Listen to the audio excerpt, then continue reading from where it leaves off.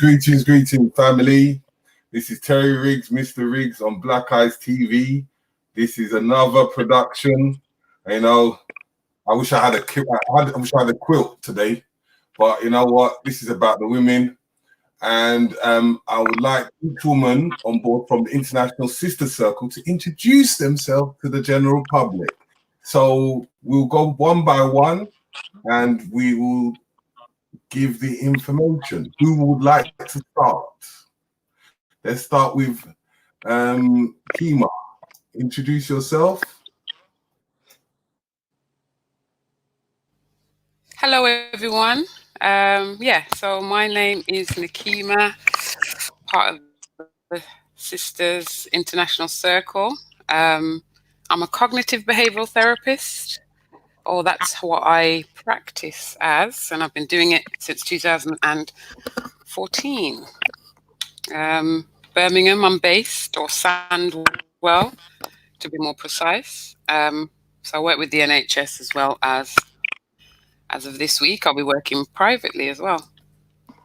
Okay. So I don't know what else you want to know. You can ask me as many questions as you like, but that's me, more or less. Okay. Jaisha. Yep. Hi, guys. My name is Jaisha. I'm from the International Sister Circle group. I'm one of the event organizers within the group and help facilitate the group as well. I'm originally from London, but I am based in Birmingham, or just outside of Birmingham in Warsaw. But I go back and forth between Birmingham and London to connect with the other beautiful sisters down in London as well. So, yeah, I'm Jaisha. Again, as Nakima said, I'm here. If you want to ask any questions, you can go right ahead. We have a beautiful lady. If I can unmute her. Gemma. You need to unmute yourself, Gemma. Can she unmute? Yeah, she has. Can you speak?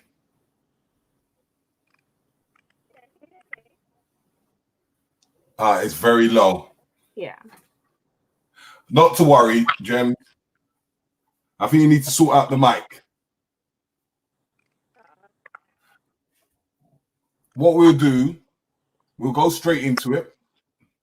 As the person that has come on board, and she's been traveling the world, and she does a lot of crystal and what they call it, trauma healing.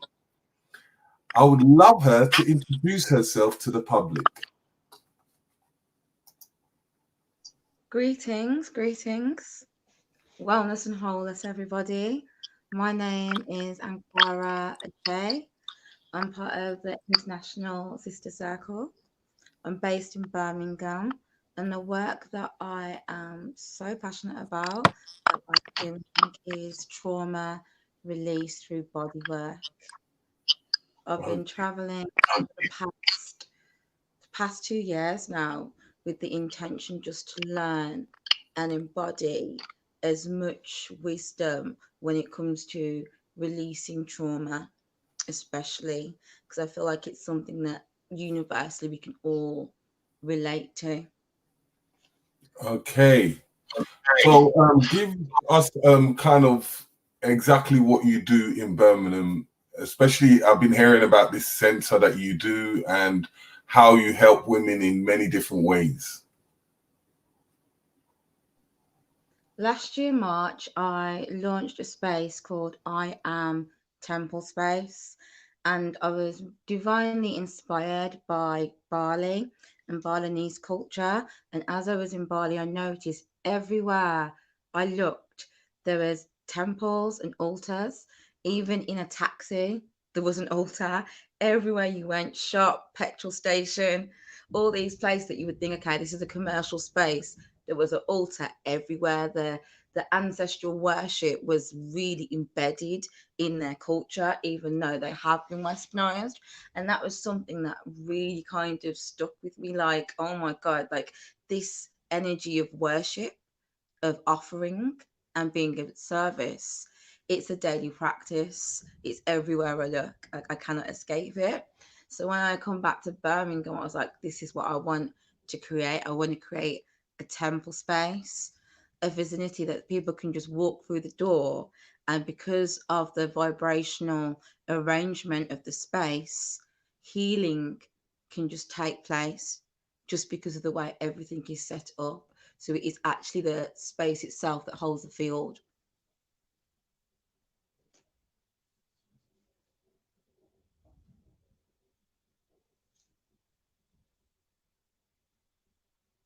I've been doing this work for around 4 years.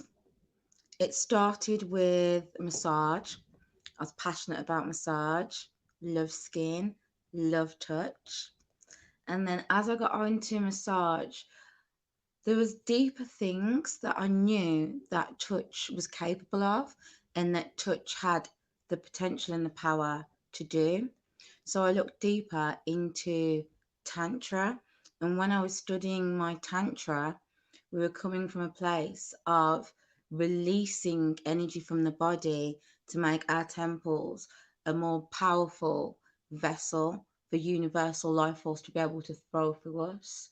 But the question was, well, why aren't we experiencing this anyway already? And then that took me back to trauma. Trauma and emotions will find that they are trapped and lodged within the body. And this is something for myself that it made sense because we can do so much work mentally with our perspective. We can change the way we think. We can do our vision boards, our affirmations, completely turn our lives around. But I noticed that within my life, even though I'd done so much work on self, I kept on going through the same cycles, same themes. And I'm thinking, like, I know not to throw in the towel now. I know that I've come somewhere and everything that I've learned thus far has played a role, but there is more to it. It just taught me that there's more to it.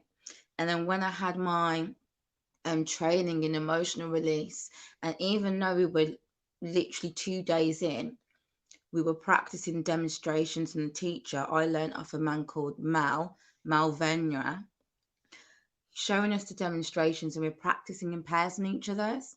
And even though we haven't got that much experience in it, it was so powerful that within that room, that training room, people began to release emotions. And that just showed me, look, we've only been doing this 2 days and already things are coming up. And the main thing that I took from that is the power of holding space. Because no matter what technique I have, what technique I've learned, what I've read, if I can't hold space, I need to just relax. Because a lot of the time, when we're unpacking trauma, it's all right releasing it and bringing it to the surface. But that person then has to go away and integrate everything that you've unloaded. So it taught me just to be very conscious of the space, the energy, being present with that person and tune into their body because their mouth might say, yeah, yeah, yeah, I want to release this. Yeah. But they're like this.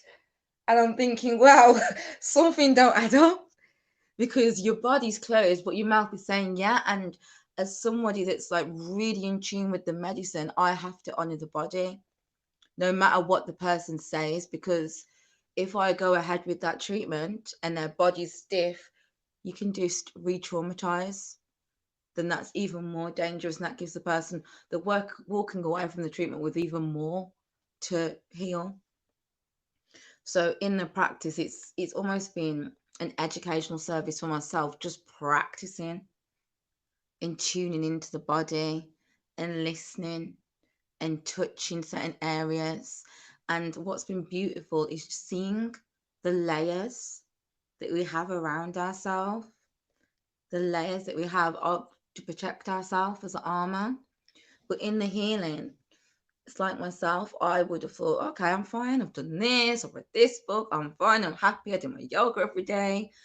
But when I go into that session, after an hour, emotion started to come up, because what was happening was a shedding process, layer after layer, with trust, with connection.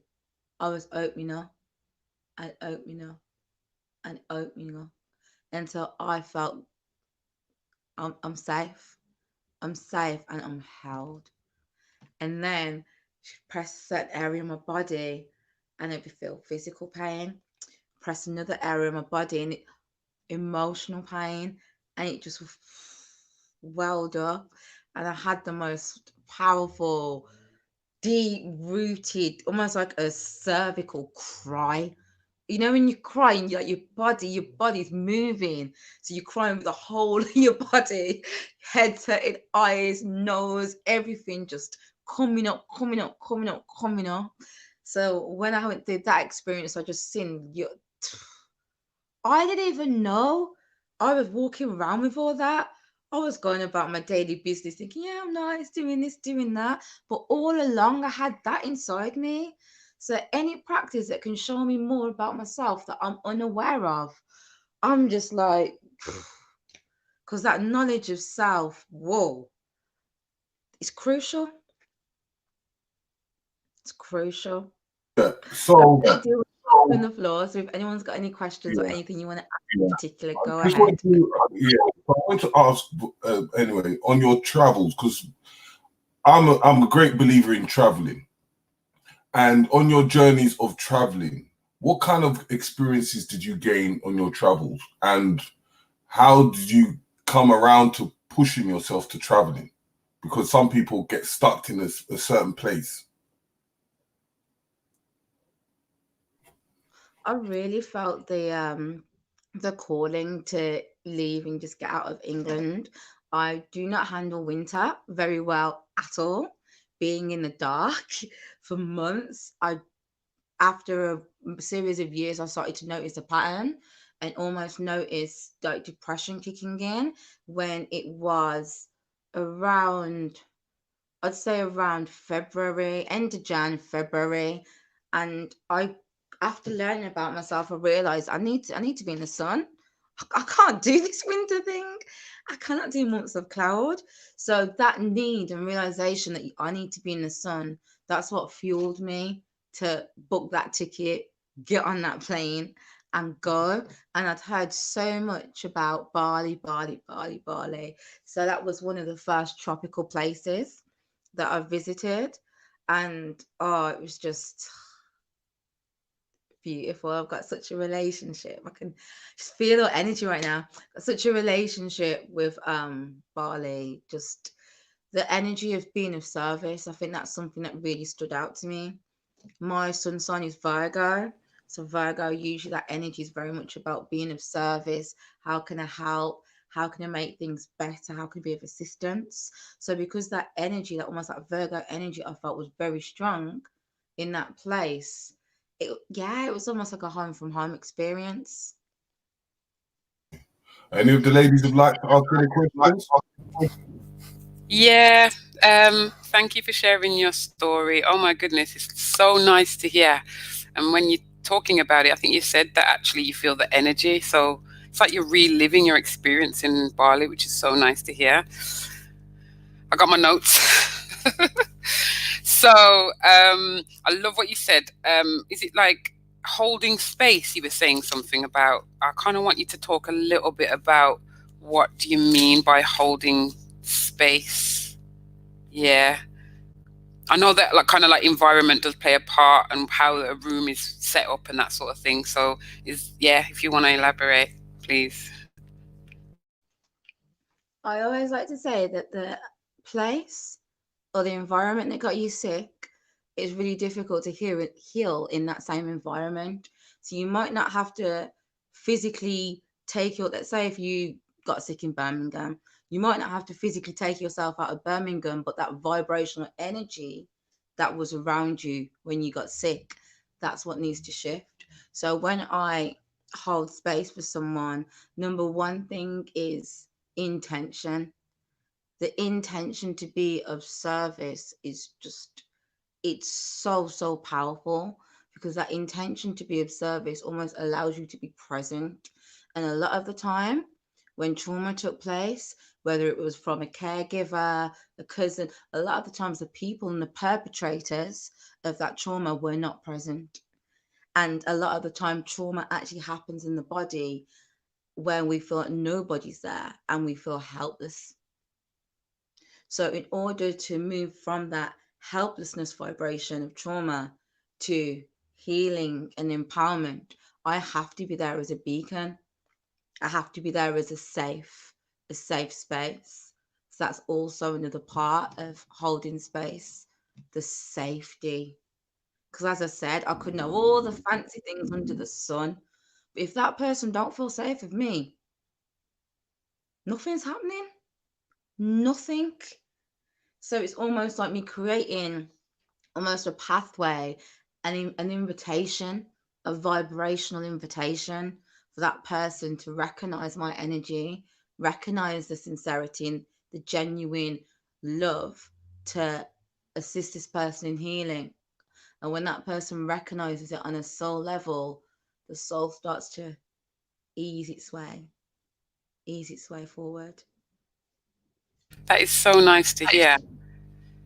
And I can resonate with what you're saying because as a therapist, I've witnessed individuals feel that feeling in the room, especially because it is a passion for me. It's not just a role that I do. And that, what do you say? Creating a vibrational intention. I love that. It's about levels of frequency as well. And I love that. I'm sorry, Gemma and is it Jaisha, which is a lovely name. I'm sorry if I'm taking up some time, but I have another question, if you don't mind me saying. Well, there's a few. There's one. It's about zodiac signs you mentioned, and I used to be into zodiac signs, but you said your sign is a Virgo, and it's about helping people. Yeah. Do you know other zodiac signs and what they're for? There's certain signs that I'm more familiar with than others. So say if my family member was a certain sign, I'd be more prone to research about that sign. Or if I had a relationship with somebody, I'd know a hell of a lot about that sign because I've looked into it. So it just depends what sign, if you want to ask about a particular sign. Do you know about Pisces? Yes. My ascendant, sorry, I got really happy. My ascendant is Pisces. So I've done a bit of extensive research and looking into books and life experience and reflecting. And our Piscean energy is almost like an Eric. Like it's like spiritual, dreamy, artistic. The energy is water, so it's all about going with the flow. And they can say like Piscean people seem quite chameleon like, so wherever they go, it's almost like they just blend in. They can blend in and they can go with anyone, and people really relate to them and see them as a mirror. And that's in spirituality, it's really helpful to see that mirror, because that's how we connect with people and form bonds. If we recognize, hang on a minute, you're a little bit like me. we open up. So for a therapist, yeah, Pisces. Yeah, that is my sign. Thank you for that. That's quite deep. Thank you. Jaisha, do you have any questions?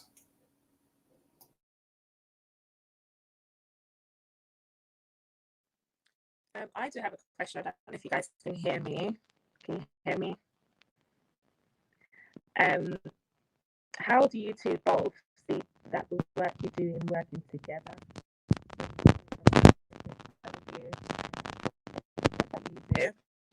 How do you work together in what you do? Sorry, I couldn't hear you. It went muffly in the end. Could you say it again, please?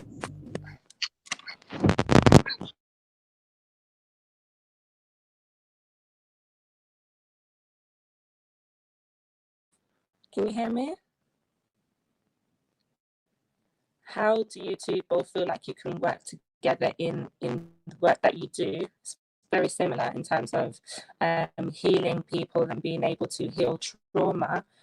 How do you both feel like you could work together in healing people? Shall I go in first? Thank you for your question. I appreciate that as well. I love to learn, and it sounds like, is it Ankira? It sounds like you like to learn as well. So we probably can learn from each other. I'm a big believer on energy and frequency. I haven't been taught particularly from any type of, well, actually, okay, so I learn a little bit about an ancient African religion called Asara sect when it comes to religion. So energy. So I haven't learned anything Western when it comes to energy and frequency. The teachings that I have is kind of Western when it comes to cognitive behavioral therapy. But I would like to learn more about kind of how I can manage the energy and the frequency in the room and how I work with clients, and maybe teach if there's something that I don't know that someone else, that my sister here doesn't know. We can definitely work together. I don't even know. Maybe groups. I don't know if you guys have heard of something called the emotional emancipation circles. Now, after New Orleans and their Hurricane Katrina happened, the leaders of that community went to a group of Black psychologists. It's called the Association of Black Psychologists. And they went to them and said, we need help. We need help because we've been through a trauma. We need healing. So they devised a package. I think there's 6 weeks, 3 hours each, and it's free. We just give it to people who's of color anywhere across the globe, come together, and we are there to defy the lie of Black inferiority. And it's just a space for us to be what we are without any prejudice, any political affiliations or anything, any religions or anything like that. It's quite Pan-African in the way that it's set out. So when we came into a circle. Before we even started, we'd introduce our grandparents, our parents, ourselves, and our children or nephews and nieces if we don't have any children. So it's quite Pan-African in its way. So I feel like maybe we could work on having some emotional emancipation circles in Sandwell or Warsaw or Birmingham. There are in Birmingham at the moment, but they kind of had to stop because of this mayhem. But I fortunately went through a course last October and it was brilliant. But yeah, I think if we can get some circles, either sister circles or both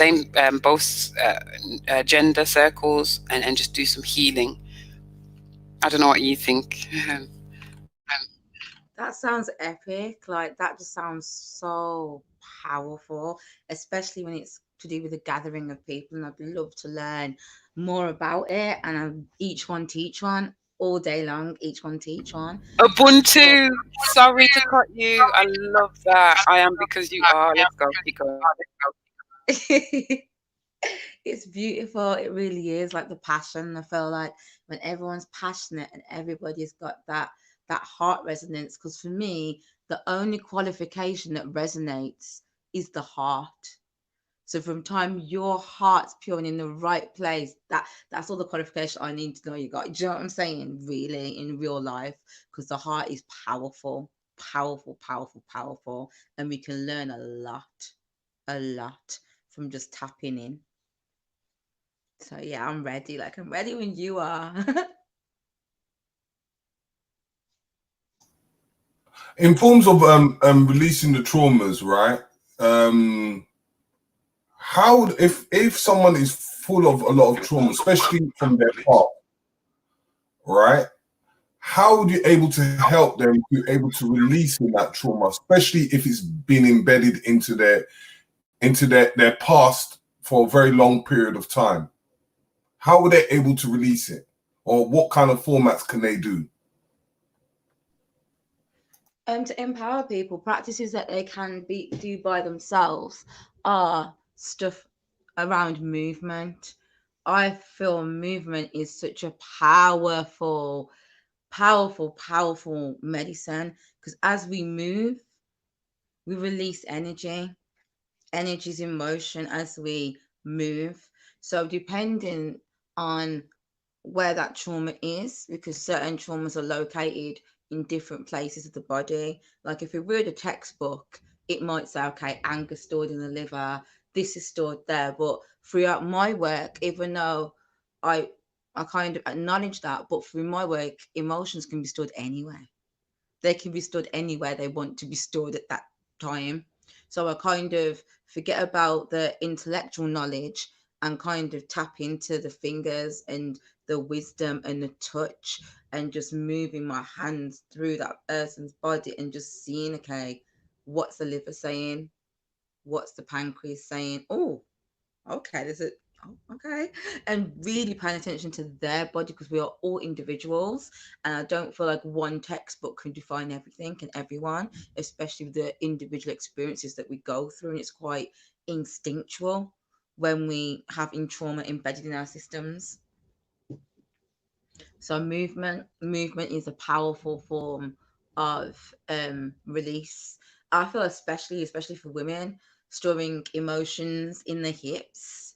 So when we start to rock our hips, we hear a little bit of Beres Hammond, and we're just like, that is just so, it's just, oh, so soothing, so relieving, just to move in that motion. It's maternal, the So, rocking, so the like, soothing. in this situation that a lot of us around the world are in at this precise moment, and a lot of people are indoors, and they're going through a depression, which is raising that vibration of trauma.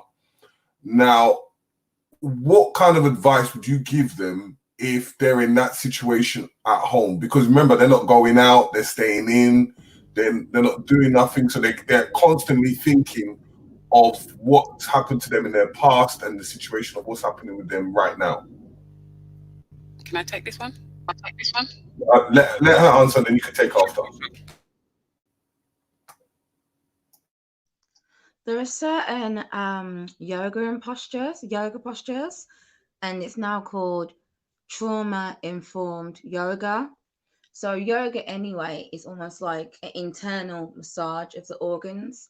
And a lot of the time the organs hold trauma. So by moving and twisting and almost putting pressure on the certain parts of the body, we're allowing that muscle to release. Because a lot of the time there's a trauma, let's say there's a trauma in my arm, my body builds fascia, more skin, more fascia, and that fascia is now an armor. So now this bit might appear to be, oh, it's hard, it's strong, but a lot of the time the tensest places are often the most weak. So by doing the movements and releasing,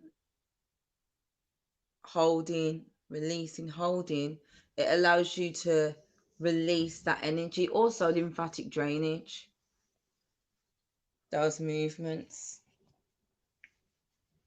Because lymphatic drainage, we have so much toxicity in the body, so much toxicity in our waters, and the waters also, as well as the physical, the chemical toxicity, the emotional toxicity, the trauma toxicity is all in the waters of our body.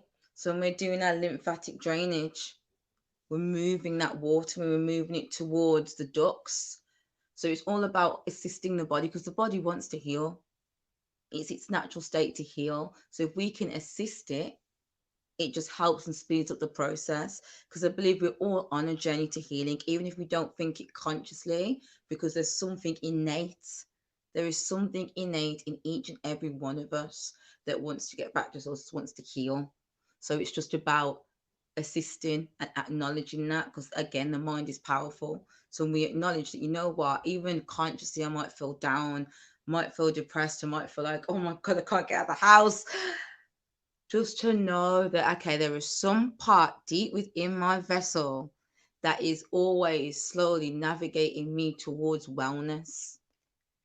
The mind, that just eases it. It eases it. It eases it. It eases it.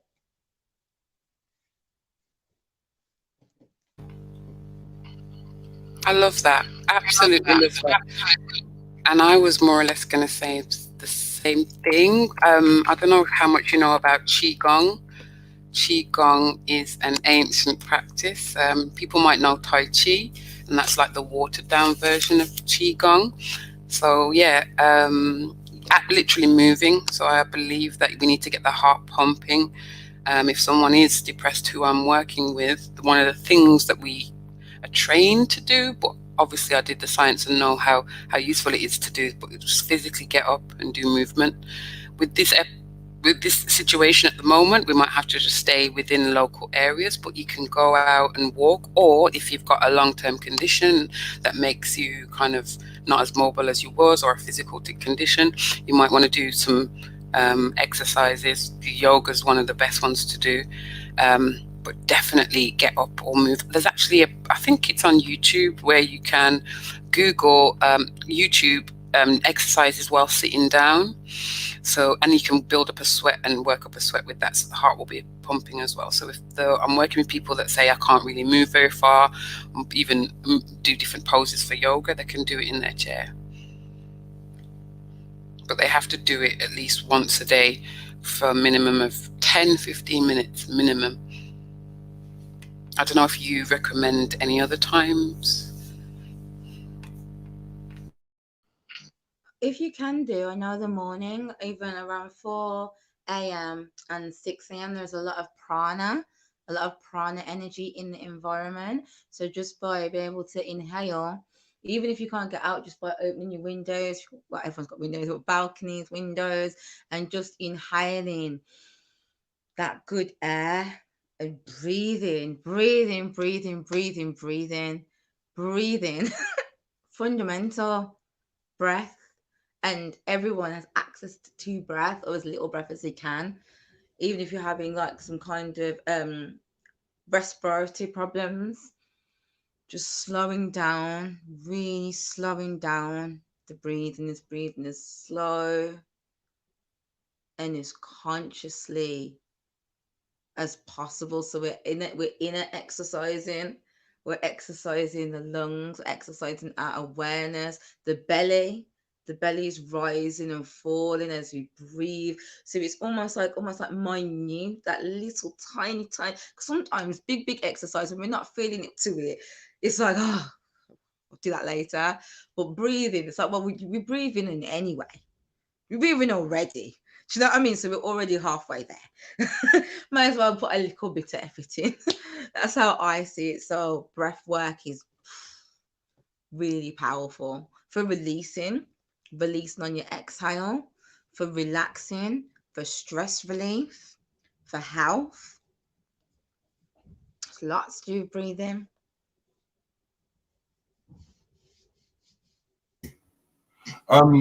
Let's go to the heart of this trauma in a lot of experiences, because I have an understanding. What would you say? Go on. Let's go to the heart of this trauma. Go on, Jaisha.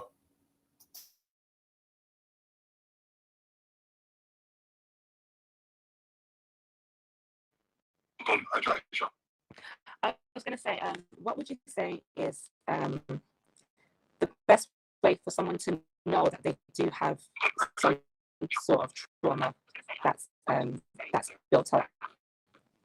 The best way for someone to know that they do have some sort of trauma that's I feel like this is almost like a tricky question because, like I was saying about with my experience, I felt like, oh, I'm not feeling any kind of symptoms, but it was deep within me. So, it's awareness. It literally, and even with awareness, you still might not go. You still might not know for sure. So I guess it's about tuning and tapping in and just asking yourself, okay, where in my life do I feel triggered? What triggers me? Because that is a really big, deep reflection on areas, even with myself, areas that, oh, still got some work to do here.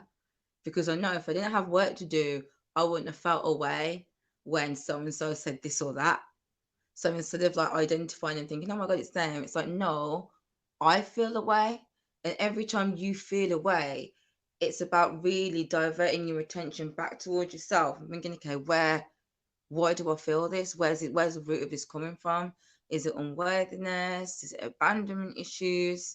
So really watch your triggers. So if there's no physical pain or no depression that you can see, you just living life, everything's fine.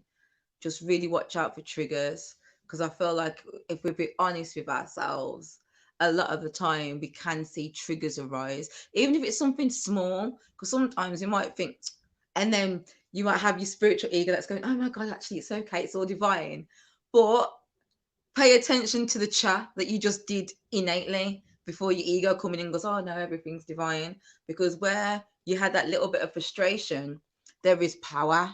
So sometimes naturally we want to smooth everything over. We want to be we want to be this.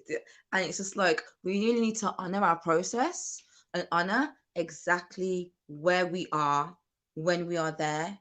Because only by being in that space of the now, we can allow it to come up and investigate and prod. Because a lot of the times when we were young and we showed an emotion, mom or dad could have said, no, no, no, not now, not now.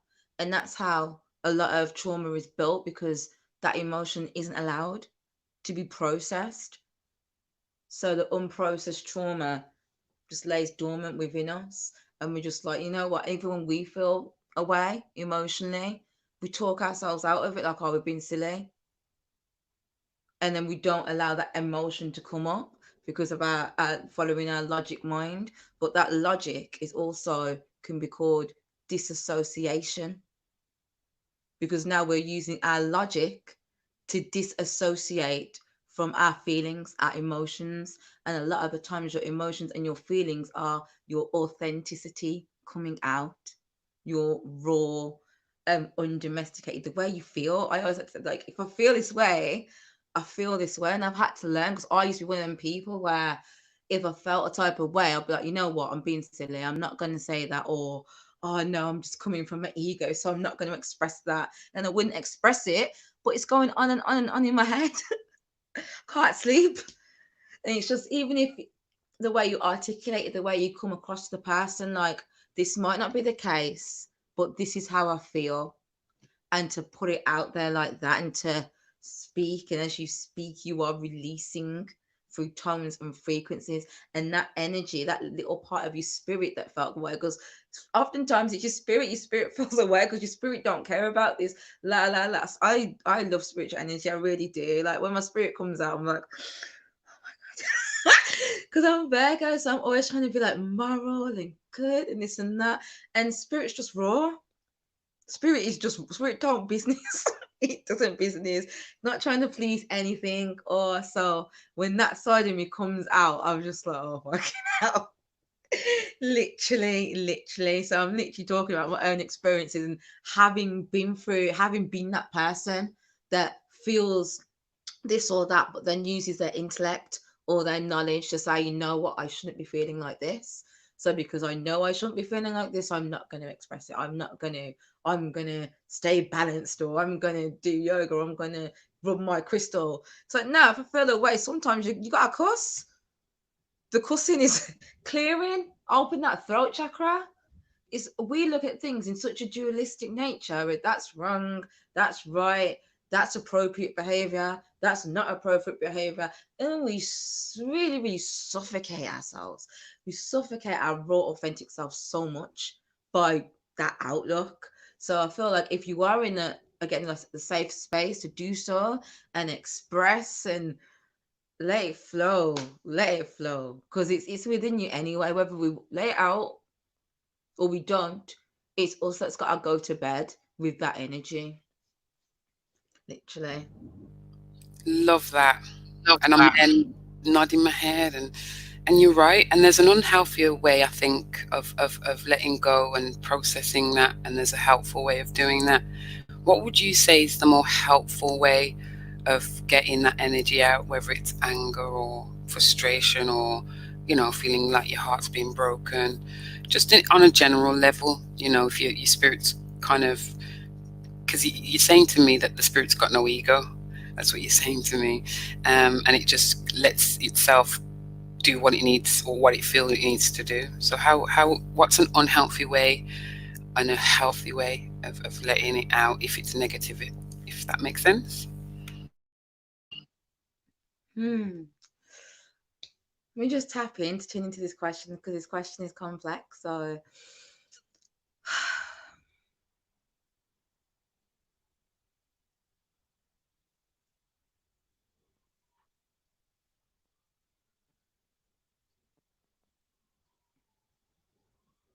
a healthy way is acceptance. So whatever emotion that you are feeling at the time, first is first, accepting this is how I feel. Sometimes we want to jump straight out of the feeling and into do you know what I mean? Because it's the place that we really want to be and how we're aiming and trying to be. But just when you do feel it, just hold that space for yourself. That is a beautiful, powerful way. Hold that space for yourself and accepting that energy, because just by accepting, we're almost allowing it to be processed. Because when it's not accepted, it can linger in the shadows of our psyche, the shadows of our subconscious, the crevices and corners in our bodies, all space. Because that emotion is just looking for a place to go. Energy, it's always there. It needs to go somewhere. So then when you accept, it's almost like, oh, transmutation now.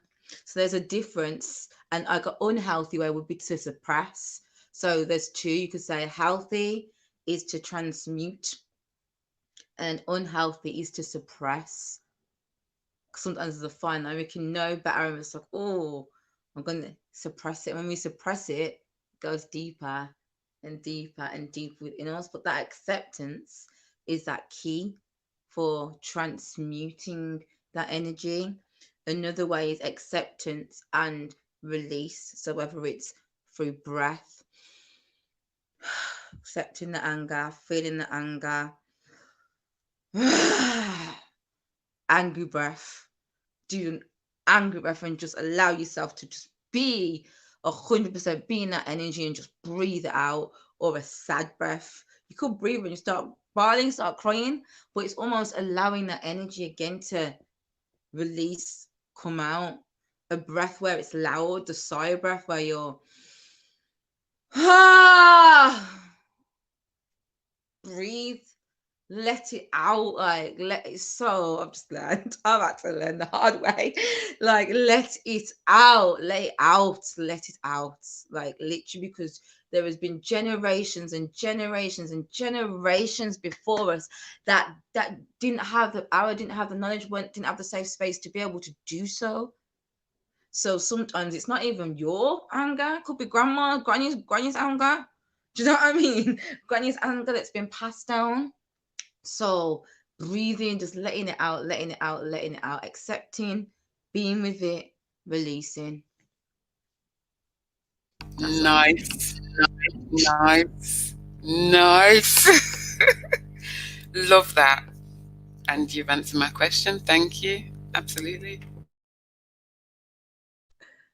Thank you. Go ahead, Jaisha.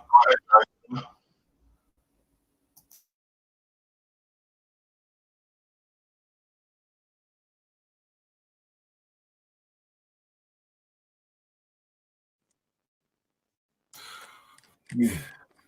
I've got a bit of delay on mine, so that's why I'm taking the time to kind of like answer.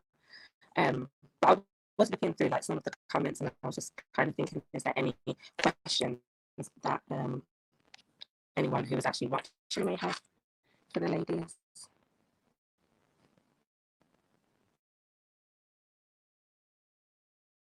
Let me ask, Deshira, what is it that is it that you do, or hi? I think someone else is in the room. Hello, hello. Hiya. Yeah, we're kind of like just talking about energies at the moment, frequencies, and how to kind of learn to what's the word? I don't know, manifest a certain type of energy, I would say. Let me think. Let me look at my notes. But it's mostly on the topics of trauma Yes, and that's right. experiences of trauma and how it affects you. Is there any questions you'd like to ask? Ah,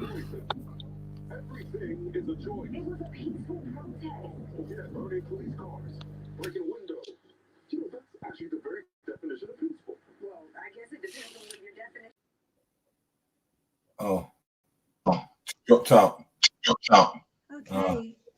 But yeah, what I want to ask, right, in terms of relationships, right, and someone has just had someone's just had a breakup. How would they deal with that trauma of that breakup itself? Because a lot of people go into a deep depression over the breakup.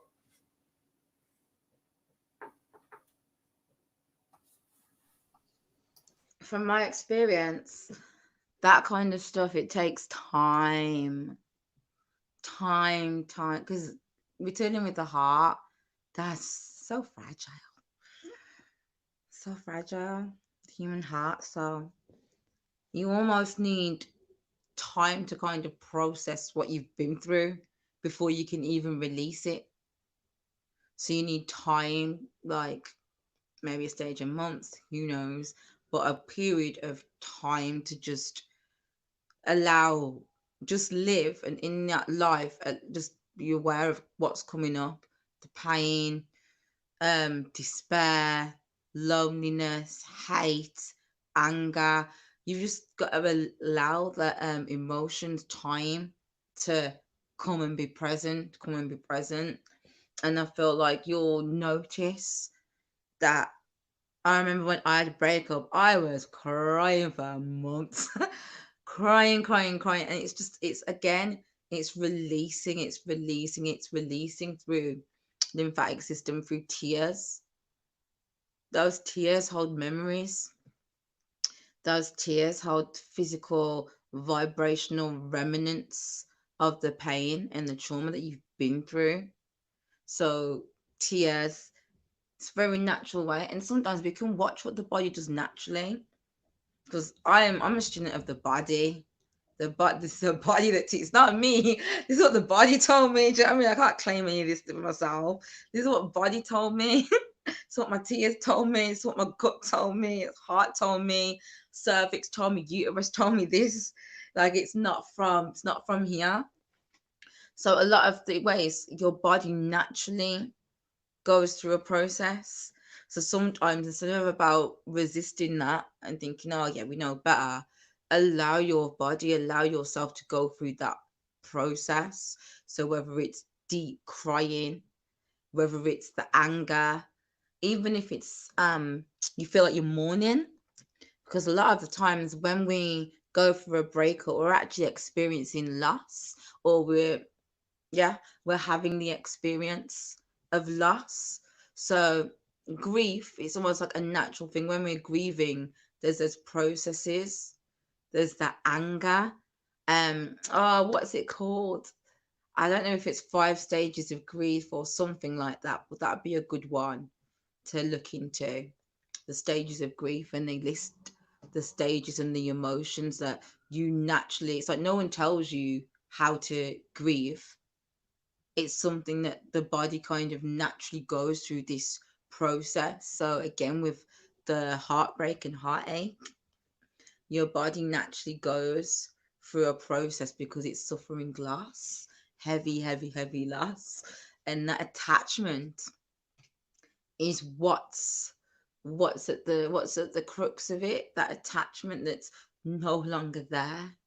And this is an interesting thing actually, because you did ask about healing from the heartbreak and breakups. Another thing is, what do they call it now? Chords, relationship chords. So now we're getting a bit like etheric. This is something that I've learned from my experience, that I had to do a meditation because I heard a lot about cutting cords. So there's a premise that when you're in a relationship with somebody, there is almost like a etheric cord joined to you and that person. So even though you broke up, you could have broke up 3 months, 4 months, 6 months, they could be doing something. You broke up, you're technically they single, but you can feel what they're doing, and you can feel the pain of what they're getting up to, and you're trying to heal, and you're thinking, hang on a minute, I've done all these things, I've got my closure, we've had a conversation, but I can feel what this person's doing. And those chords now, there's still that connection. There's still that almost like a psychic, almost like a psychic connection between you and that person. So when I was reading up about it, it was like, oh, cut cords, cut cords, cut cords. But for some reason, even though I read about it, it didn't resonate with me, the cutting, because I'm thinking, okay, I like plants in it. So when you see a plant, if you cut the top of a plant, underneath that soil, there's still all those roots deep down in that soil. So if I cut it, I might not be able to see it on the external level, but there's something still there. And also, if I just cut it, it needs to heal even more. There's a bigger wound now. So in my head, I was like, no, no, no. I'm not cutting this cord. I'm unrooting this cord. So I did a meditation and thought about my ex, the person that I was with before. And as I thought, I had the sensation in my body. So this space where I felt it in my body, I was like, oh, hello. This is where this cord is stored. Okay, that makes sense, because there's been aching on and off for a while now, and I would have never linked the two. Would have never linked the two. It's only doing that I was like, oh my god, okay. So it's almost like a psychic surgery that I did. So in my meditation, I seen my fingers become really long and almost twisting and it like a surgical tool. So as I'm putting my hand where this sharp pain was, when I thought about my ex, putting my hand deep in there and almost in like dream time and meditative realm, going deep into the psyche of my being, of my body, and twisting and unrooting that cord. And when I pulled it out, it's like it's really hard to explain. It was almost like heart vomit. It, like, when you're heaving, and when you heave, it's like you heave from your stomach, but that energy of heaving, it's not very nice. It's like I felt the heaving from my heart, like a physical heaving from my heart as I pulled this unrooted and pulled this cord out. So after I pulled this cord out, I made sure like I did like my energetic, as you would, like you gotta knitting up the wound. You got to sew it back. You got to put your antiseptic on and shit. Even though it's a theory, I'm still not forgetting about that. So I'm still doing all this like psychic surgery on where this root was, and shifted a lot. Just that practice that shifted a lot, and that wasn't even like I didn't cry or anything. It was just it's almost like energy.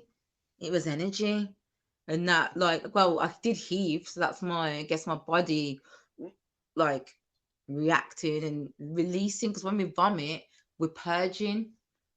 That's what we're doing when we vomit. We are purging. We're getting rid of something that's toxic within our being that does not need to be there. So it's almost like that cord when I was removing it, it's almost like my body's like, yeah, try and get it out, helping me, assisting me with motion, movement. And the fact that I felt it in my heart, that heaving from the heart, when I pulled out that cord, was almost just like clarification and me being verified that yo, that was something that because it's not like you don't know what you're doing, but you know what you're doing. This always, I feel like it's just your intuition. It's almost like instinct when you get out the mind and the mind thinking, oh, and you just drop into your body. Your body, whoa, that consciousness, powerful, really powerful. So that was a really powerful way that I got over and healed from that heartbreak. There's a question. Stagnant energy. There's a question. It says, yes, I feel I'm still healing from a past relationship. Not because the person was bad, but I'm starting to recognize the positive and negative energy, negative that I took from that relationship.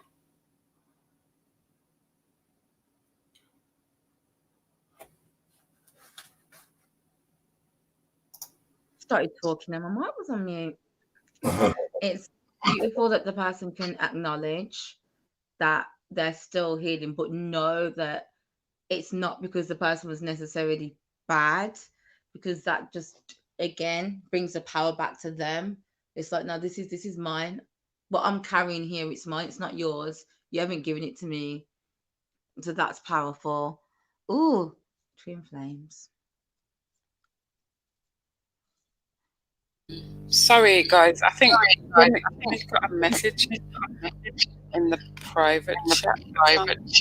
I'm not sure if she wants us to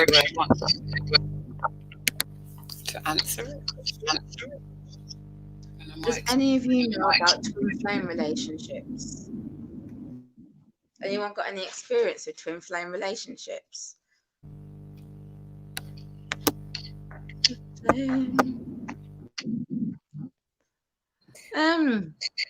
I have. It's an interesting story. It is.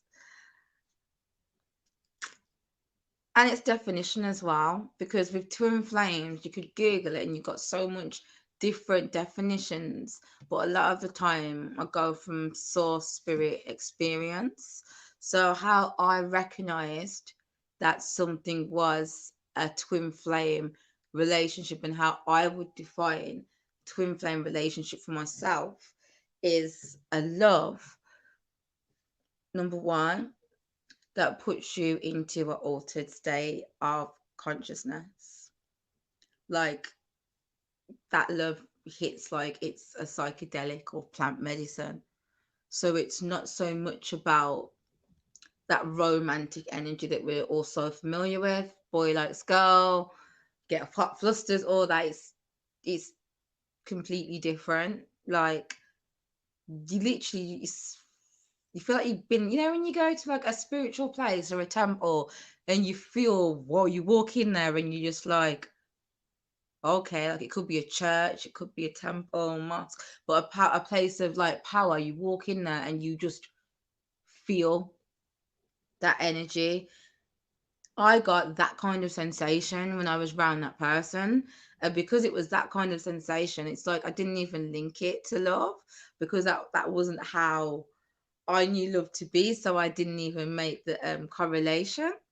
It's only afterwards when I feel like I tried cacao, which is the plant medicine, the chocolate.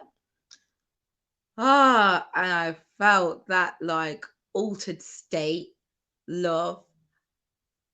I'm like, oh my God, is this what it is? This is what it is. And then from having the reference point of real love through the plant medicine, I was able to recognize the higher state of love. So before, even though I was around it, because I had no reference point for that twin flame love, it was hard for me to see it, experience it, and say, oh, that's twin flame or oh, that's love, because it didn't fit into the organization in my past memories of what love was. So all I could say is that, I feel high when I'm around that person. And that's all it was. But then after doing the plant medicine and knowing, okay, I'm using cacao. Cacao's a heart opener. Cacao's good with dealing with removing blockages from the heart and tuning yourself into the frequency of authentic, true love. And it was powerful because I could feel love, but a lot of the times when we feel love, it's because of something external outside of us. Like, oh, I love my child. I love this food. There's always something over there to be saying, oh, I love that. That over there is making me feel and experience love. But when I had drank the cacao, I was chilling. There wasn't nothing but me. I felt that love, and there was nothing but me.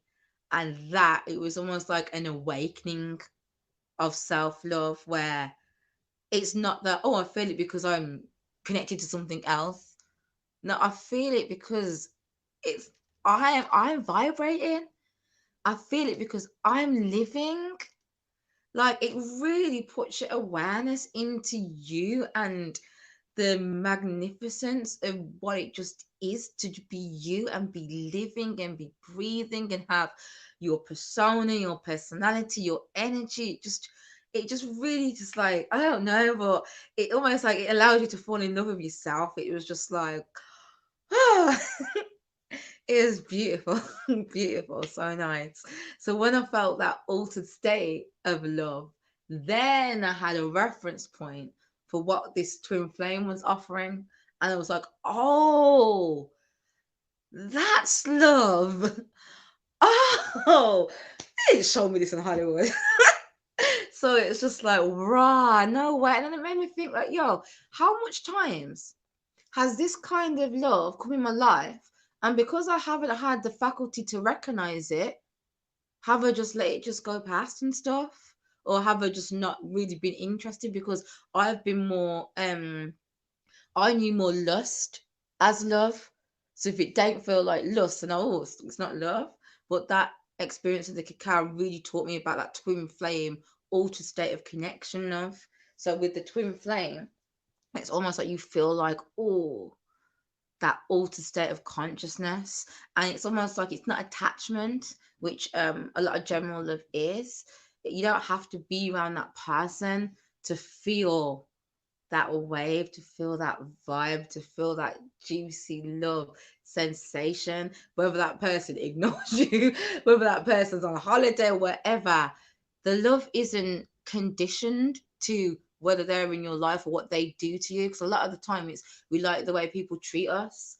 So when they start treating us in a certain way, my charger, it affects how we feel. Bear with me. Plug my charger in. There we go.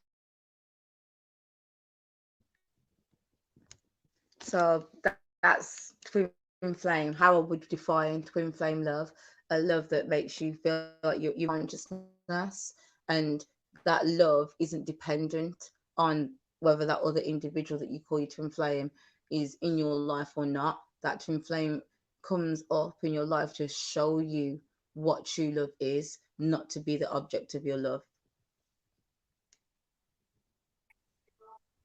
I really liked how you put that. That was beautiful. Yeah, perfect. What would you say is then the first place starting point to recognize or be aware in order to be able to start having these feelings and this self-love? Where do you think is the first starting place for self-awareness? And as we've been speaking about, like healing trauma and so forth. I'd say being honest, being very, very honest with self, because I feel again with like the acceptance, when we're not accepting, we can't love something that isn't quite us. So a lot of the times we have this idea of where we want to be, where we want to go, and sometimes we feel because we've got this vision in mind for ourselves, that's love, and it stems from like our parents. Like a lot of times our parents, we felt love from our parents because we knew that our parents wanted the best for us, but our parents a lot of the time are very like ahead in the future, like, yeah, my daughter's going to be at this, going to be at that, and always like projecting us in the future and loving us from that future self. So a lot of the times we can do that because that's how we experience love as children, have a future projected self, be working towards that and feel like that's self-love. But then what about who we are in the present moment? So again, acceptance of the now, acceptance of the process, and really just before we accept anything, we've got to be. We've got to be, just literally just be. So whatever emotion, whatever we're doing, again, come in your body, come in your body, come in your body, and just be in that experience. Just be and be with ourselves, because there's so much external stimulus around us that we just on autopilot half the time. But when we can make that conscious intention to come back to self, and be with us throughout our experiences, be present throughout our experiences. When we're present now, from this presence, we can now accept because we're here. We're not all in the fairyland or out with the clouds or projecting our consciousness to future self and where we want to be in 5 years and how nice that is. So again, it's the now, it's the now, it's the now. Oh, we have a new in the house. Melanated Goddess. Can you introduce yourself, please? Peace to everyone, all the sisters on the panel. Peace to Brother Terry and Brother Richie. And yeah, I've just been enjoying the conversation. I did. I think for myself, I have some difficulty grasping the concept of soulmate and twin flame, and it's like knowing, like I guess you said, like the knowing, like knowing or recognizing what it really is. If it's like your mind telling you these feelings, because trying to tease out all of the junk that we have been given as to what love is, right? So when the way someone makes you feel, the way that you feel they should treat you or they should regard you, or just what a true expression of it is supposed to be. I think that by the time you reach adulthood, you've been socialized to see it a certain way, and then we've been given through love songs and everything else all of these concepts of like soulmate, and recently I learned about a twin flame, and when I saw this woman experience a breakup with the person that she had a twin flame, I'm like, how are you breaking up with your twin flame? Like I was believing in this stuff, and then now y'all broke up. I'm confused. Like I didn't understand. I guess I just didn't understand it. So if the ladies can, the sisters could expound on that, I'd be really, I'm open to hear what you have to say about that.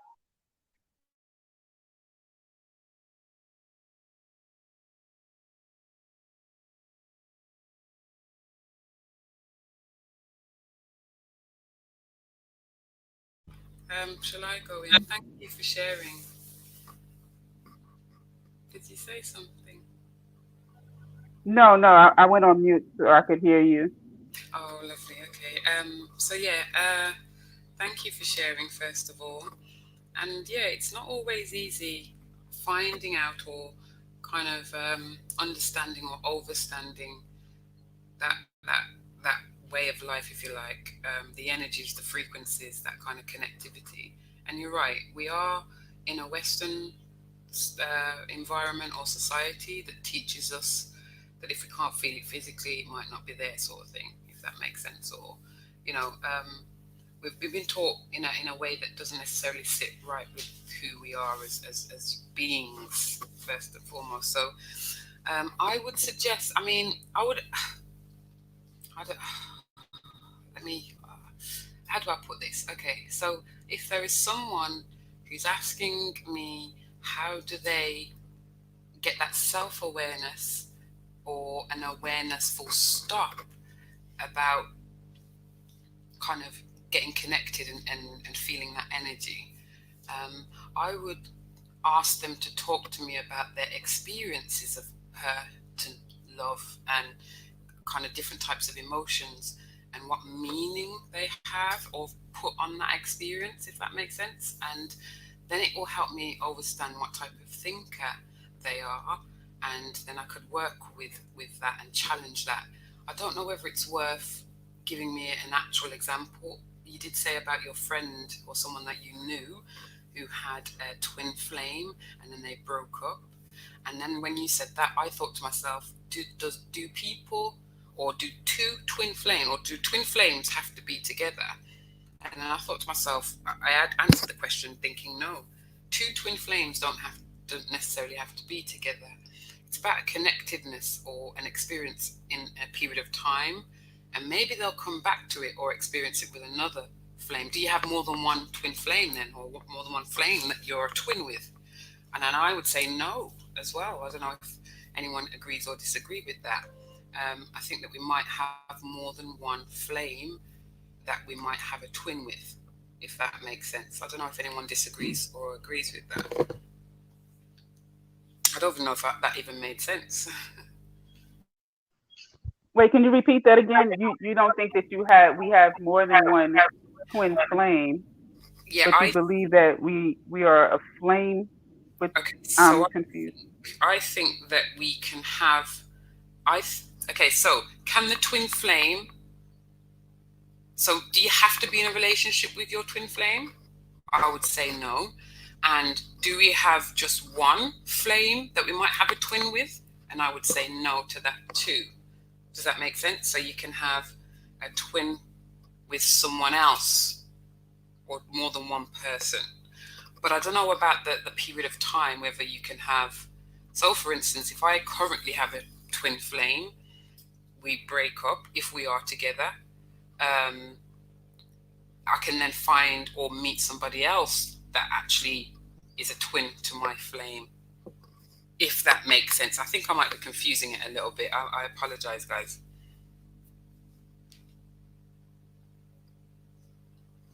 Does that make sense? It does. It's interesting. I'm thinking that we might have a twin flame with siblings or best friends, or that's where I'm coming from. When the sister was talking earlier, I actually have experienced having a twin flame, but with more than one, and it doesn't necessarily mean in a relationship. So I've had it with my family members, I've had it with a partner, I've had it with a really, really good friend. So yeah. We have a new person on board. Her name is Shireen. Can you introduce yourself? Hello. I feel really nervous doing this. It's really weird for me. I've never done anything like this, but greetings to everyone. Greetings. Yeah, it was me that posted question about twin flames, because I believe in my experience that I'm actually currently in a twin flame relationship. But there is, from what I've researched about it, there is a big, massive difference between soulmates and twin flames.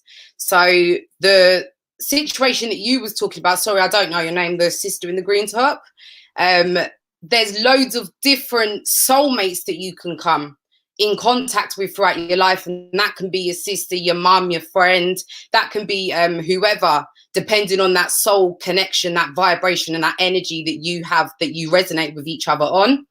The twin flame relationship, from what I've heard, it could only be one other person, because the way they explain it is as though it's one soul, but it's split into two bodies. So, you know, like we would say our other half, you know, you're always looking for your other half to become one with. That's the understanding that I get with the masculine and the feminine energy and becoming one. Do you know what I mean? But as for the, I just wanted to say in regards to the twin flame thing, because I see, I think Melanated Goddess, she said, is there such thing? Now, in my earlier days, I was a believer of the Nation of Islam. So there was a lot of I would say from my own personal experience, everyone's different. I'd say that a lot of the spirituality for me wasn't there. So I've met my partner now. He's also from the UK, Jamaican. We was both on holiday in Africa, and we met there. And over a period of like 4 days, we had such a crazy connection, such a crazy experience that I've never experienced in my whole entire life. And none of us came onto each other. It wasn't like that. It was just like, wow, this guy's pro-black. I'm in Africa. I was like Nation of Islam. So we just gelled. But then this overwhelming feeling of, I can't even explain it. I thought I was having a spiritual attack. Like, I don't even know what that is. I'm not spiritual in the slightest. Not then anyway. So I'm having this experience. And it's like, I'm sorry, the sister in the middle, right? I'm not sure of your name, right? But you were saying, you know, like you're in this bubble of like pleasure and love, like that. It was something that was out of this world. It was like you was in like a fifth dimensional plane of reality. Like there was nothing that could burst that bubble for at least a good year or two of that relationship. Do you know what I mean? So it's a different experience. So I didn't know about twin flame relationships before I met him. He didn't know about it, and I didn't know about it, although he's very hard on spirituality. He's a Pisces, by the way. So he's taught me a lot. Yeah, he's taught me a lot, but he didn't know about twin flames. So it was only a year into the relationship, I started going on the internet trying to search for an answer as to the feelings that I'm feeling, the so-called coincidences in our relationships and our lives as well, like with our ex-husband or ex-wife, and just the correlation between the two. And I just all of a sudden found out, bucked up upon soulmates, and then it was twin flames.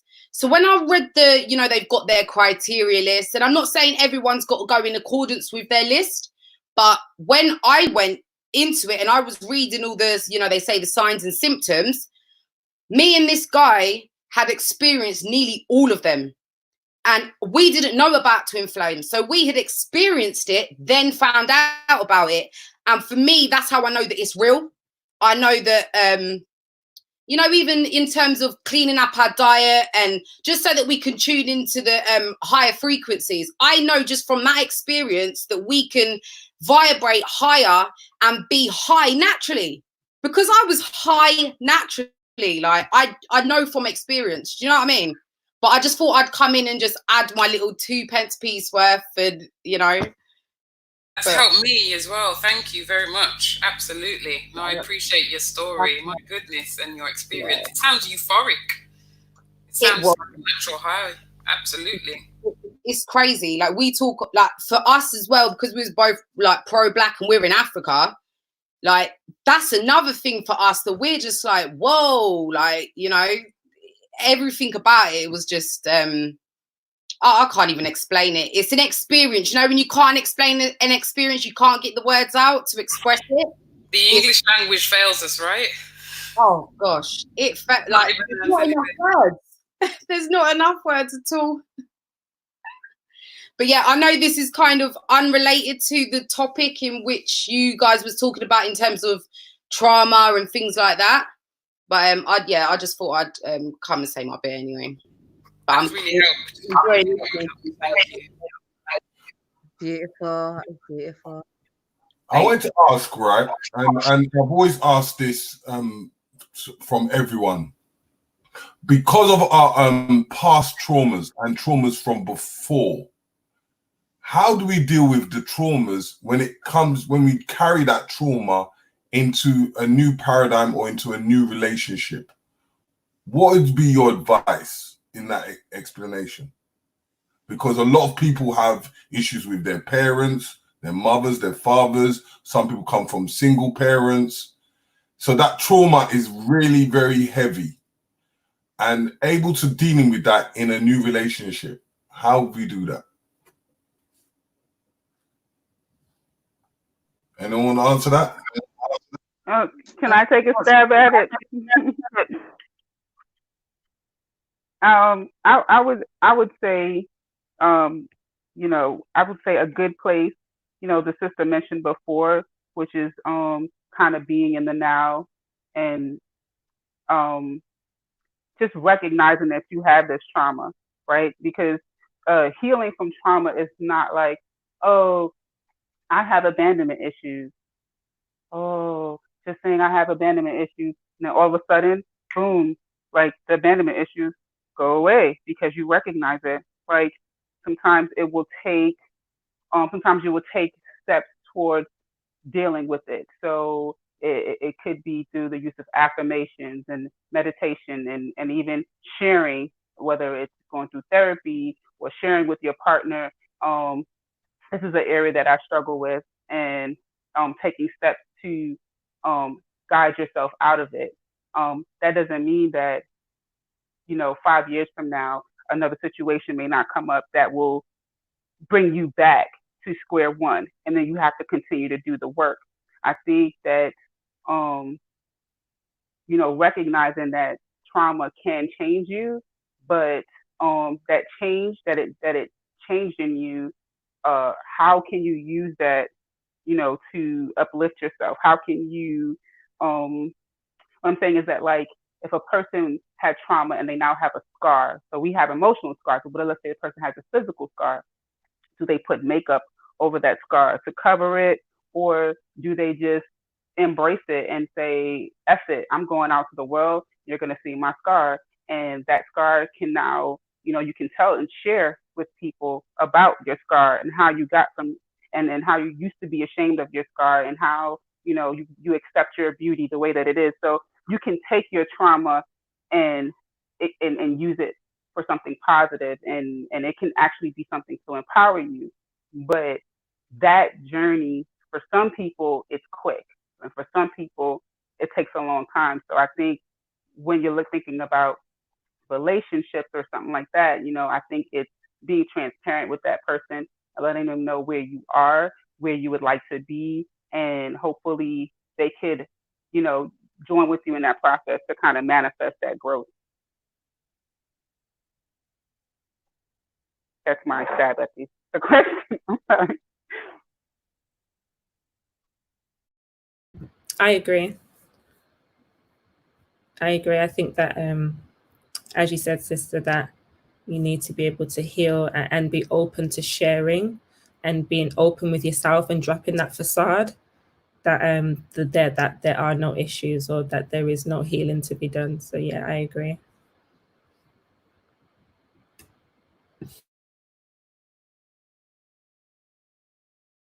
Once everyone answers this question, I did have a question when I was thinking about joining the panel.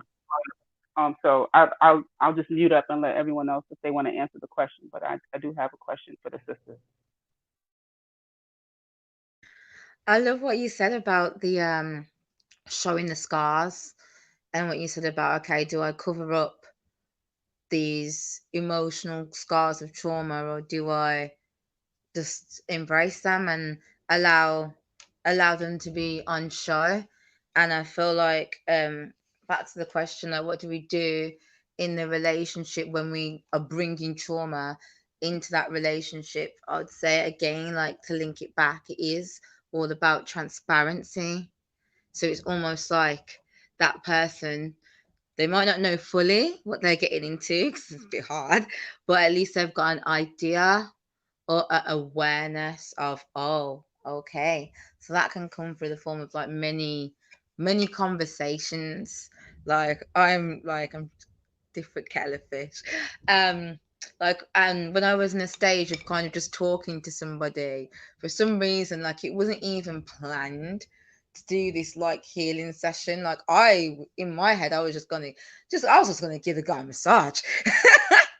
And then this massage, because I'm so like I honor the body, like I really honor the body. So even if I'm not in work mode, even if I'm just like, okay, I want to just experience touch, I want to just give pleasure, because I honor the body and it's something that I've always got to have integrity with the body. Even though my intention was just to give a pleasurable massage, it ended up being a healing session,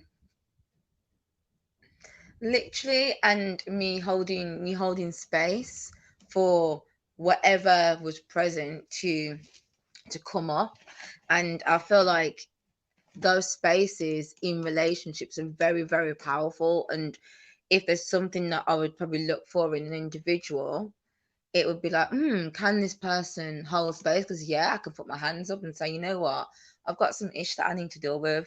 I've got some traumas that I still haven't fully released, and I'm on a journey of releasing them. It might get ugly. It might get ugly, and just be really transparent with that person and just know if that person is ready and willing to be able to hold that space. Because in a lot of indigenous cultures, they go to shaman to hold space, to facilitate trauma and heal the spirit. But I personally believe that relationships are shamanic, whether we do this consciously or not consciously, because think about it. Terry even mentioned about heartbreak earlier. What kind of pain other than heartbreak puts you in that state of being? Like, think about the times when you've been like devastated, heartbroken. It's only certain experiences that will bring you to that level of emotion and releasing, and the body awareness. Because it's not even just like, oh my god, I feel upset, and this upset and this upsetness is in my head. It's in your body. Like you're aching, you're crying, your body is moving, like you don't want to get out of bed, like it's affecting your life, literally. So I feel like that person, as like in a healer can trigger. So when I was having my energy work sessions, my body work sessions, my spaces in my body that held emotion were being triggered, so then that emotion could come up. So the same way in a relationship, we are triggered, and when we're triggered, these emotions start to come to the surface. And I feel like with learning and releasing trauma and noticing, okay, well, what am I bringing to my next relationship, or what's my relationship showed me that I'm in now in comparison with the one that I was in before. And I've noticed, I have learned from my body that things that I weren't able to connect with emotionally regarding pain and trauma, I felt that same trauma through abandonment in relationships, through rejection in relationships. But if you was to ask me about rejection from my mother, I'd be like, I'm cool, I don't feel nothing. So I feel like that literally icing on the cake. Sometimes the actual thing, the root, was so disassociated from it, so armored against it, that someone mentions, oh, how's this? We're fine. We're cool. There's no emotion there. But when that partner in that next relationship does a similar theme to what happened when we were 5 or 4, oh, the hell breaks loose within us. Now we can feel the pain. Now we can feel the trauma. But that root of the trauma we couldn't feel. So I feel like as well in relationships, it can trigger what is within to come up. And I guess the more we heal it, the more we let go of it, the more we release it. It's like, wow, okay, I've got rid of some of that anger. I've got rid of some of that rejection. Oh my God, I felt that. Oh my God, that hurt. Because when we're going back to the root cause, because we're so far away from it, we don't feel. And at the time when the trauma took place, it might have not been a safe space to feel. So that's what I link as well to relationships. And if you've got all this coming out in a relationship, that is shamanic, and it is good to check in with someone and be like, wow, I've got some healing to do. Are you down for the ride? I can cook. That sounds yeah, right. He's gonna be running for the front door. He's gonna be running for the front door. You'd be surprised. You'd be surprised. There is a lot of divine masculine rising in the community, and a lot of divine masculine that almost honors that place of protection. And sometimes it's not about protection from any outside influence, like, oh my God, I'm going to protect my woman walking down the road, or I'm going to protect her from this predator. Nah, a lot of the time, sometimes you need protection from your own self, your own behavior, your own patterns, and a divine masculine can rise up and can take that space 100%. I love divine masculine. I love Lovely energy for that, literally. No, I love what you had to say. That was beautiful. Give thanks. And I know that this is talking about women, but I couldn't help thinking like some of the men that I've encountered, and just being frustrated with me feeling like I'm working on my trauma, I'm working on my stuff, and because they're socialized to hold everything in, women have expected them to be strong and to be whatever. It's become so apparent that they haven't even begun to work on their trauma. I experienced just making a joke with a guy, and literally I'm like, whoa. Like after the exchange, I said, for some reason that was a trigger for him, because I was joking. You know what I mean? Like I have a joking personality. Sometimes I don't just walk around super serious and, in that serious mode. But for him, that was whatever woman did whatever to him, he was like right in that moment. And, obviously he has to process whatever, but that made me think to myself, how many times have I made someone else feel that way?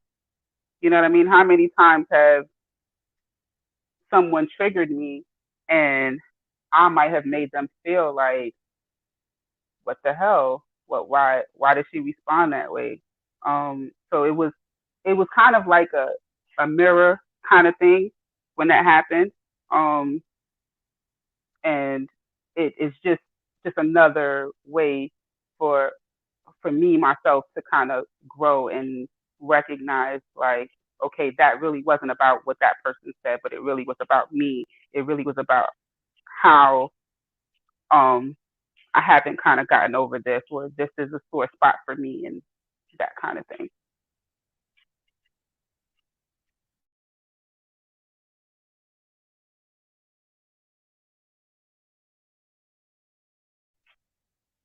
But I wanted to ask a question. How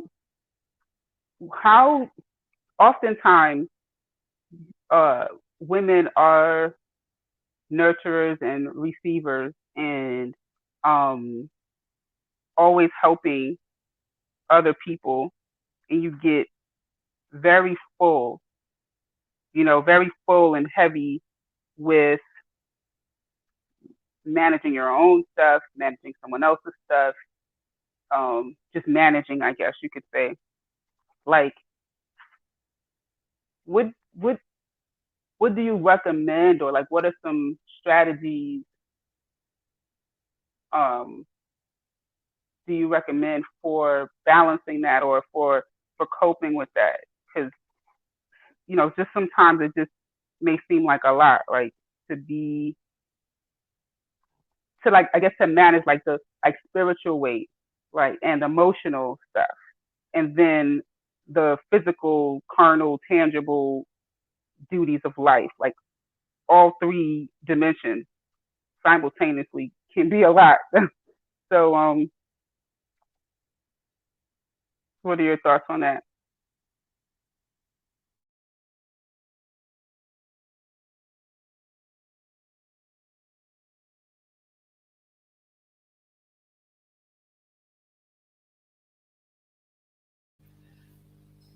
Hi. I'm gonna put my my experience. I mean, should I say I'm gonna answer that, but I'm keen to hear from. Is it? I can't see your name anymore. I think it's Ankara. Yeah, Yeah, Ankara. I'm gonna ask for your um to answer that just after myself. So just to understand the question in a bit. Okay, so you're saying how do you deal with the kind of spiritual weight of it, the emotional weight of it, and maybe the physical weight of it, maybe the psychological weight of it. That's my assumption that you're trying to say, because it can be quite heavy and overwhelming. Obviously, everybody's different, so it depends on you and what is good for you. We were talking a little bit earlier about how what we could do to help the heart. And it's usually about movement. It's usually about getting up and doing some sorts of movement. Particularly, yoga can be particularly good. And I think the sister was talking about trauma yoga. That might be useful. But yeah, physically, I would definitely get the heart moving and pumping. Have a look at something called Qigong. It might not be for you. It might be. It's spelled Qigon. I think Qigong, or is it Qiqong? Qigong. So those you have kind of like practices that you could do, and I believe you're kind of using your throat as well, your throat chakra. So you're saying certain sounds coming up from your mouth as well as doing movement and motion, and that can help massage the heart. It can massage other organs as well, that Qigong practice. So that might be a physical thing, and it will help with the spiritual thing as well. Also, types of therapy might help, talking about it, getting it out. Where's your outlet? Or is there someone that you can trust and who is trustworthy with the information that you're about to give to them? And having that space that you guys can kind of, it doesn't have to be one person, it could be more than one, that you can kind of get that energy out. That might be useful. Yeah, I don't know if Ankara wants to add anything else onto that.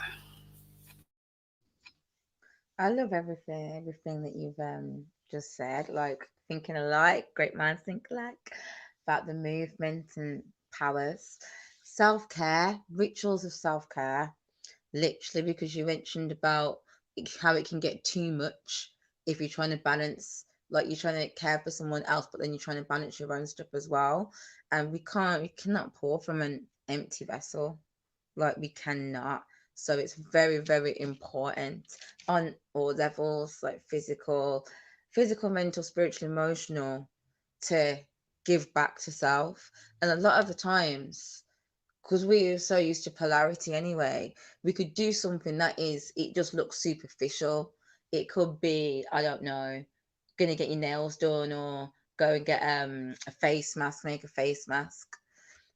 And on the outside it'd be just like, oh, you're just putting a mask on your skin. It's just nothing. But we can't take things at face value. Literally, I've learned in life, nothing is at face value. So you just put in that little piece of cucumber pan your eye.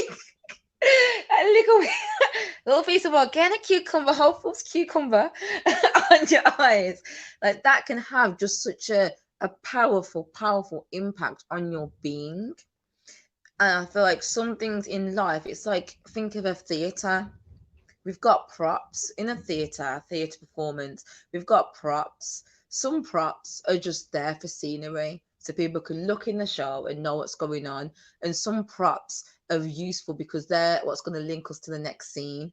So let's say I've got a broom that's a prop and I've got a bike, but the broom is neutral in the situation. The broom just lets you know I'm in the kitchen if you're watching. But the bike now, The bike is useful because that's for the next transition, that's for the next scene. I'm going to use this bike that's a prop to go to the shop, and someone's going to be at the shop that's going to offer me a job, and So what my point is little things that we do around us. There's little excitements or urges or desires within us that we might kind of pinpoint and go, oh, that's just some superficial stuff. A lot of the time that is key to our life path, our journey, our soul path, as mundane or as little as it may be. So just doing that little implement of self-care can affect your whole damn life. Like, we're not limited we're not limited. So that's self-care for me, just following the little things that I'm excited about, even if it's like something like, I like dancing, like belly dancing and stuff, and just going to like a little class, because I find a lot of the times, like we're working on ourselves, working on healing, everything we do is for a reason. So if I have this celery juice, it's because I want to cleanse my thing and cleanse my liver. If I read this affirmation, it's because I'm trying to work to my higher self. Everything we do is because of an agenda, and it's because of something else. And I noticed within my being, I wasn't doing nothing to have fun. Like, what fun? From where? Everything I did, it was for this agenda of healing or for this agenda of higher good. It wasn't just to do it for the sake of it. So just inviting yourself to start exploring, what can I do just because I like to do it? What can I do just because it makes me feel good? It's fun. And for me, that's self-care. And you'll see it on mental, physical, spiritual levels, because when we follow those little things, it's almost like we're tuning into our soul. I Ladies, absolutely sorry, ladies, we're coming to a close. So if it would be nice if you could come with your last few words. And Jaisha, could you just give more information about the International Sister Circle? And we will have more of a dialogue, even if you look like, next week. So give your little bit of information that you feel that you need to promote yourselves, or any form of discussions, how to find you lot. Feel free to do so, but we haven't got much left. Thank you, Mr. Riggs. Thank you very much. I wanted to say real quickly on the back of what Kira was saying in regards to self-care. Love that. We could use touch, taste, smell, sound, and sight. Whatever we would like, use stimulate the 5 senses. That might be useful. I would love to engage with you guys again next time. I'm up for it. I'm on Instagram if people are on it, and it's at Keamz, KEAMZT, and that's Instagram. I am on Twitter, and I believe it's Nikema, NIKEMAT.